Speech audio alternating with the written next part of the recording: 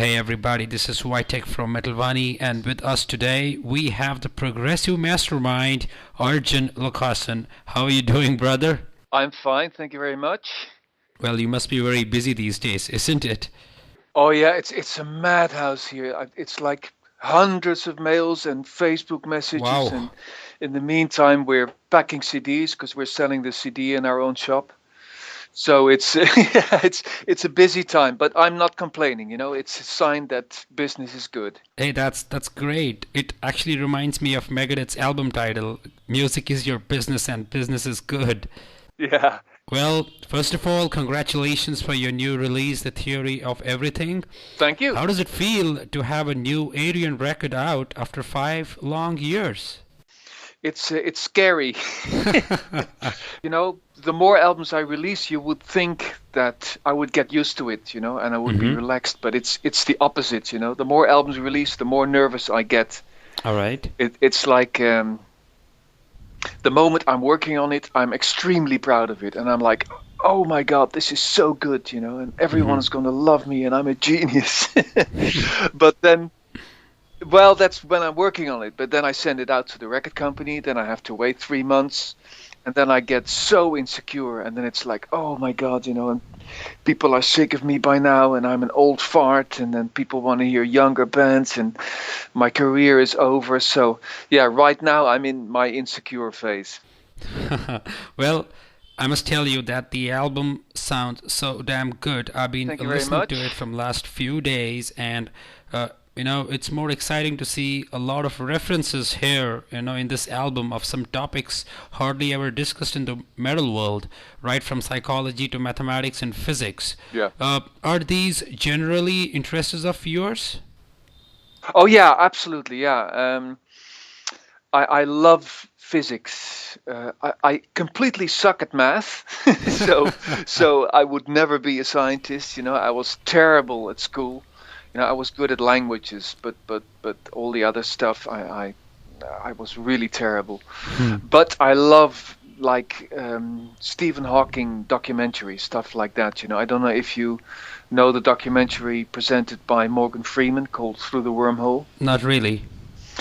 Stuff like that, it's about the universe and the origin of the universe, and it's about human consciousness, and it's about, are there alien civilizations, all that stuff. As soon as something like that is on the TV, I'm completely hooked. So that's definitely one of my interests. Wow, that sounds great. I actually found some sort of a concept related to the album while listening to it. I found the speaker basically mentioning he is an exceptional savant. Yeah. So it looks like to me that you're exploring the topic of savant syndrome, isn't it? Right, yeah, right. I got the whole idea when I was watching a Stephen Hawking documentary, and they mentioned the theory of everything. And it sounded so cool, it sounded so epic. It sounded really like an Ayreon title. So that's how it started. The theory of everything is a physics theory. It tries to unify the very small, which is quantum mechanics, with the very big, which is gravity, which is general relativity. And those, they can't unify these forces. It's impossible. Right. And then I came up with the idea, well, maybe, some genius solves this human equation, sorry, this theory of everything. That's another album. This theory of everything, and what would be the consequences, and then I came up with a story of a scientist who is looking for this theory of everything. And he's very close to the answer, but he can't find the last thing. Then he discovers that actually his son, his autistic son, is a savant, is a prodigy. His teacher discovers that when the boy solves one of his equations working on for years. Anyway, the son is autistic, so he can't approach him. He's like, you can't talk with him, you can't connect with him. So he takes him to a psychiatrist, and the psychiatrist tells him about a drug that could help him focus, but it could have dangerous side effects. And so the only way the father can get his son to help him is by secretly administering a drug to him that could be dangerous. So that's the premise of the story. Wow, that's great. Actually, when you released your last album way back in 2008, you mentioned that after the release you were, the inspiration was no more, or I would say it was decreased, and you're not inspired to make any other Ayreon album. So after watching the documentary, do you think that you were inspired again to make another interesting concept album? I think what I wanted to do was to every album I make is a contrast to the album before.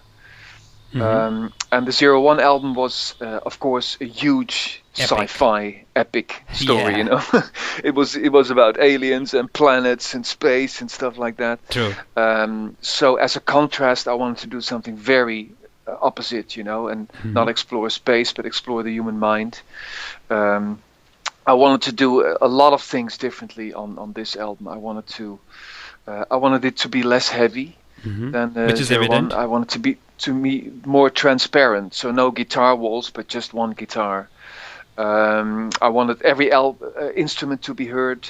I wanted less singers, so you could explore their talents more and go especially explore their characters, the characters they play in the story more. True. And I wanted more instrumental parts. And to answer your question, I think doing my last solo album, I think that one really recharged my battery. When I was working on that was so much fun to do that, and it had a song called Lost in a New Reel, which is a 10-minute song. Epic song. Right, and that was really the blueprint for this album. It was a song that had no choruses and it had no structure at all. It was just going from one theme to the other. And I thought, wouldn't it be cool to do a whole album like that? So that's where it started, basically. Well, that's great. Since you mentioned about so many voices in the album, how was the the vocal cast for the Theory of Everything decided? I always approach a lot of singers, and some of them are very hard to reach. I try to get my biggest heroes, like David Gilmour or Robert Plant or all these people that are unreachable. Right. So I tried. I think I try about 50 singers each time that are on my list. I think I have like 200 on my list. I pick 50 and I approach them. People always think it's very easy for me to get anyone I want, but that's not the case, especially singers outside of the prog and metal realm are really hard to convince. Right. I think prog and metal are still dirty words for unfortunate. So these people that I eventually have are definitely my first choices because they were within those 50 first choices. But it could have worked out differently if other people would have said yes. What I needed for this album were very emotional voices. That's my criterion because they had to be able to portray the characters and they had to be able to act. True. So that was important. Well, that's great. And your fans always, find a huge arsenal of amazing voices in your albums, as well as the musicians. So, do you have the singers already in mind when, while you're writing a certain song? The way it goes is I start instrumentally, so I start with the music. When I got like an hour of music, then I listen to the music. I let it inspire me to come up with a story. That's great. It's like, what visions do I see when I hear this music? I coupled that with the Theory of Everything and came to this concept. When I have the music and the story, then I go looking for the singers, and the singers have to fit the music and the story. True. For instance, if I have like science fiction concept. I already know that some singers will say no way. So yeah, one, and then I choose the singers. Mm-hmm. And then the last step when I have the singers is to write the lyrics and the melodies. And I base lyrics and melodies on the singers that I chose.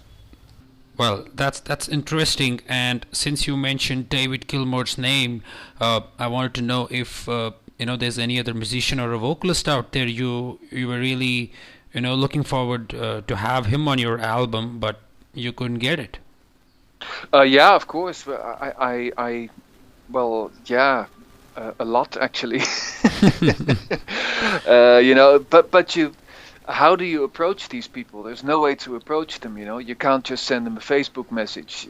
It's not True. that easy. I can do that with about half the singers I got now, like Tommy Karavik of Camelot. It was just simply sending him a Facebook message, and Mm-hmm. within an hour he said, "I know who you are. I love your music. I'll do it." That was Wow. easy. Marco Hietla of Nightwish actually approached me, even easier. So that's cool. But when you want to reach Gilmour, how do you do that? Right. Or David Bowie or whatever, or Kate Bush. I mean, those people are shielded off. They like I get hundreds of mails now per day, but they get thousands of emails per day Oh, probably yeah, that's if they would open themselves to the public. So there's no way to approach these people. I do try it, via record companies or via journalists or via managers and stuff like Mm-hmm. that. So yeah, there were a few that I got in contact with, and they said no for several reasons. Some of them Mm-hmm. didn't want to be on an album with other singers. Some of them thought liked the atmospheric stuff but didn't like the metal stuff. Uh-huh. But of course, I know you're fishing for names, but I'm not going to give them. Sorry about that. That's perfectly all right. No problem at all. Well, heading to the next question, which songs from the album would you say are your favorites? Well, there's just four Four songs tracks on in it. the album, absolutely right, divided into 10 subtracks, isn't it? Right, yeah. Yeah, so which one among these four is your favorite? From the four phases, I would say the fourth phase is my favorite, then the first. Oh, Unification. Yeah. Then the third, and then the second. Oh, that's great. Awesome. Yeah. From the tracks, it's hard to say. There's It's too 42 difficult out tracks, there. To tell you the truth, I don't even. Basically, I had 4 tracks, and at the Uh-huh. very end, someone told me maybe you should divide them because it makes it easier for people. Yeah, it would have been made easier for you to have 42 subtracks, from all the 4 phases. Right, yeah. And at the very last moment, I subdivided them into 42 parts. Wow, and you came up with 42 titles. Oh my God. Yes, but it was cool to do that because I wanted titles that were that had 2 meanings. Like it had a physics meaning, but it had also a meaning in real life. Mm-hmm. I like it, like progressive waves. That's a physics thing, but it's also True. progressive music, and music is waves. So it's full of these little double entendres. Absolutely true. But yeah, to tell you the truth, if you tell me like, do you like frequency modulation? I don't even know how it goes. I have no idea. I would have to listen to it and like, which part was that? Yeah, I completely understand that. And, as a multi-instrumentalist and in total control of your projects, are you easy to work with or just determined with seeing out your vision of how the record should sound? You mean, am I easy to work with myself? Exactly, yeah, that's what I mean. No, I hate myself. Yeah, I'm a horrible control freak, and I'm a total egomaniac. So yeah, basically I record the whole album myself. I play all the instruments, only the instruments that I really can't play or I'm not good at. I have other people like drums. Ed Wobby. Basically, yeah, I give Ed all the tracks. I write it all on the computer. So a program. I couldn't Oh, find it. basically a drum machine which handles everything, isn't it? Yeah, I program the drums. I send it to him, and I always tell him like, this is what I might have in mind. But please, if he can do a better job, then he should, And the same goes for everyone. I program the cello, I program the violin, the flutes, Wow. and I give them either the audio or I give them the score. I just print out the score from the computer. But yeah, basically, I love input from the musicians I work with. It's very important, because they are better at their instrument than I am. True. So True. I would be crazy not to welcome their input, and the same goes for singers. True. Well, that's right. Let's talk about your other project like Guilt Machine. When I listen to your music, I always regarded you as a person of vast life experience.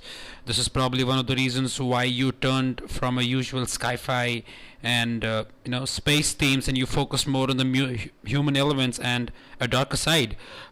It must have been some sort of self-discovery experience for you writing it, isn't it?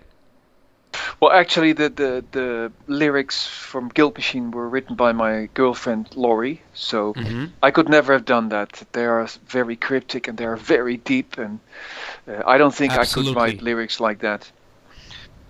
She was also very, very important in this story. We talked about the story a lot. Basically, I wrote the lyrics, sent them to them, and she completely changed them. So we really wrote the lyrics together. So yeah, a lot of credit goes to her. I think she's more good at that stuff. I often float into my sci-fi stories again. Even this time, I was like, maybe he's a clone of Einstein. We find that out at the end. She's like, no clones. And then, well, maybe in the end we find out that he was an alien. And she said, no aliens. So she kept me. She kept me my feet on earth. That's awesome. Well, talking about your other projects, I always wondered, what happened to the movie that was supposed to be made about Into the Electric Castle? It all started very small. Someone from Poland came to Holland, and we signed contracts and stuff like that. And he made a whole storyboard. He drew the characters. Then Boris Vallejo got involved, and he's like one of the biggest cartoonists in the world. And he really liked the story, so he was involved. Then other people got involved. Then the costs were rising and rising. At some point, it was going to cost $500,000, and they were trying to get sponsors. And at some point, it was just radio silence. I heard nothing anymore. So yeah, it started very small, and it got bigger and bigger. And then probably they couldn't get the funding, or they couldn't get the sponsors to do it. All right. Yeah, I was actually discussing with my friend yesterday, and he told me, you gotta ask Arjen that what happened to the movie. Yeah. Well, the thing is, making a movie, it's expensive, and if you do it in 3D, it's gonna be like 10 people working on it for 2 years. That's and that's expensive. Yeah, I completely understand. The recent Metallica movie is very, very costly. It's in 3D. Century as well, or a live show, or I'm not. Yes, it is a live show, and it has a story with it featuring Dean Dehan. Right, yeah. Stuff like that is just expensive, and of course I know nothing about it. I can't make a movie. I'm just a musician. True. So, but if someone would approach me, can I make a movie of it? I would welcome the idea, of course. Right, that's great. Which is your favorite album and vocalist from the whole Ayreon catalog? I think, of course, I'm not objective right now, because I have to say my last album, of course. But I think Into Electric Castle was my big breakthrough. That's album still holds a very special place for me. I mean, obviously the lyrics were quite cheesy, about Romans and barbarians and stuff like that. But it was a fun album, and it sounded so real. It was very real, a very emotional album. So I would say that album. Amazing. And what about the vocalist? Yeah, as you know, I've worked with more than 100 vocalists, so that's going to be, of course, having the chance to work with Bruce Dickinson, a guy that I grew up listening to in Maiden and in Samson. That guy standing in my studio, singing my track and doing a great job, and having fun with him, listening to music, and of course that's amazing, when something like that happens. Yeah, I actually predicted it's going to be Bruce Dickinson from the entire catalog, but I thought it might be somebody else. Well, maybe he wasn't the best singer. Maybe guys like Russell Allen, or Symphony X. Right.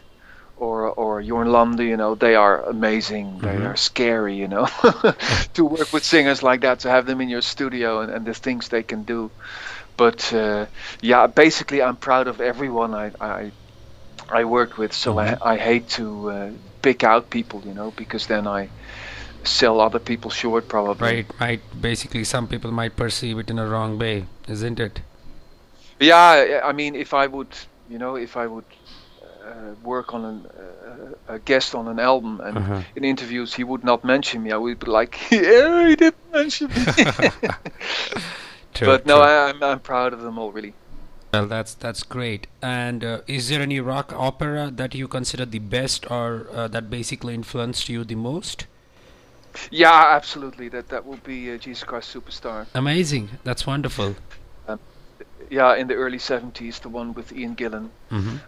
That's the complete highlight for me. It's my goal to get a little bit close to that album. Yeah, that's so high for me, and I grew up listening to it, and it, and the performances and the stories and the lyrics and the yeah, it was really, I was listening to that album and I would see all these images. Like an extra dimension to the music, and so that's basically for me the best one ever. Well, that's interesting. From last few years, we have seen some of the world's best musicians coming up with supergroups or projects, I would say, and for example, Transatlantic, which have been, they've been there from last 1 decade. I'm interested in your views on such projects. Is there a project that you are fond of? The thing is, the music in my formative years, which is the 60s and the 70s, back then I was listening to music as a fan, and I still listen to that music as a fan. But in the 80s I started playing in bands myself, and I started listening to music as a musician. So for me right now, if I listen to projects like you mentioned, like Transatlantic or there are many of those bands right now. I can only listen as a musician, so it's too close to my own music to listen as a fan, and I hate that. I hate it. I wish I could listen to that stuff like I was listening to Zeppelin and Floyd and the Beatles, but yeah, stuff like Transatlantic is amazing. Of course, I mean there's there are 4 billion brilliant musicians. Progressive musicians out there. Yeah, absolutely. Well, let's talk about your fans. Has any fan ever said, sent, or done anything crazy to you? Yeah, I get crazy stuff every day. But mostly, my fans are so loyal and they're so great, and if I get mails like people saying they were really depressed, and they were even at the point of suicide, but they listened to Unification, and they felt a reason to live again, stuff like that is really what keeps me going. It's they were inspired. Goosebumps all over. Yeah, to be able to inspire people, like the Beatles and Pink Floyd inspired me. It's not feasible for me that I'm actually inspiring other people. True. In the same way, and to get mails like that, it really, really inspires me. Like if I'm working on material, to know, that you're gonna please so many fans with it. True. It makes it a lot easier, and it makes it scary, of course, because people have high expectations, but I think I need that. I think I like that. I like the expectations, and I like spoiling the fans as much as I can. But yeah, crazy stuff. I think the most crazy stuff was back in the '80s when I started and when I was touring, and the whole sex, drugs, rock and roll, groupie stuff. It was the '80s. It was before AIDS, so those were wild years. And I can tell you some. Well, I won't, but there are some pretty juicy stories there.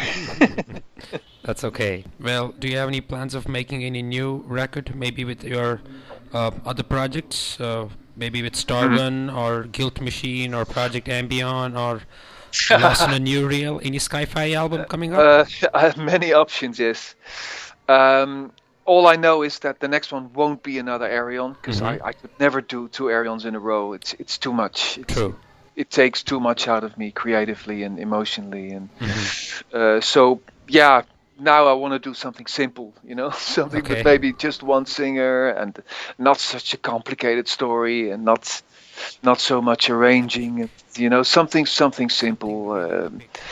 But I never plan because if I plan, I change my mind anyway. It doesn't make sense. So I will just wait for inspiration, and then the inspiration will guide me into the next project, whatever it will be. That's awesome. Well, that's it. Thank you so much for the interview. And do you have anything to say to your Indian fans? Space is all yours. I hope that people will give this album a chance, because I can imagine people saying like, "Oh my God, double album, 4 tracks of more than 20 minutes, please get away, go away." But that's not the case with the progressive music. True. I believe that progressive music is enjoyed as a long, epic piece, isn't it? True. But still, I can imagine people nowadays, with YouTube and stuff, and not taking the time for it. But I just, that's my fear every time I do an album like this. It's like, oh, it's such a cool adventure, but you have to sit down and you have to take the time for it, and then you will discover, like watching a movie. That's how you should see it. So I just hope that it will get that chance.